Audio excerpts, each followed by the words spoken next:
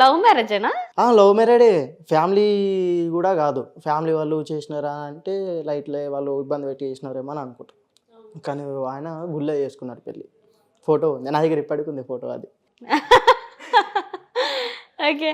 అక్కి పరిస్థితి ఏంటి మరి? అక్కి కూడా పెళ్ళి అయిపోయింది కదా. ఎంతమంది పెళ్ళిళ్ళు అయిపోయినాయి రా నీ లైఫ్ లోకి వచ్చిన వాళ్ళు?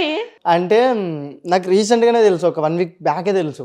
అంటే ఇట్లా ఒక మా రిలేషన్ వాళ్ళు కాల్ చేసి, అరే నీకు వీడియో మ్యాటర్ తెలుసా అని అంటే, నాకేం తెలియదు. అరే ఇట్లా ఇట్లా అని అంటారా, పెళ్ళి అయిపోయిందంట, అది కూడా లవ్ మ్యారేడ్ అంట, వాళ్ళ ఫ్యామిలీ కూడా కాదంట. ఓరే అక్క ఇదే ఎక్కడ కథరో అనుకున్నా నేను. అట్లా ఉన్నారక్క లోకం మీద అమ్మాయిలు. లవ్ చేస్తా అని నా దగ్గరకు వచ్చా. అంటే యాక్సెప్ట్ చేస్తా నేను, యాక్సెప్ట్ చేయకపోతే వాడా, అంటే ఇద్దరిని ఆప్షన్లో పెట్టుకుంటారేమో అట్లా అనుకున్నా నేనైతే. ఇద్దరిని ఆప్షన్లో పెట్టుకొని ఏ అయితే ఏ, బి అయితే బి అనుకుంటారేమో మరి. మొత్తానికి నీ లైఫ్ లో అయితే వచ్చిన అమ్మాయిలంతా మ్యారేడ్ అయిపోతుంది.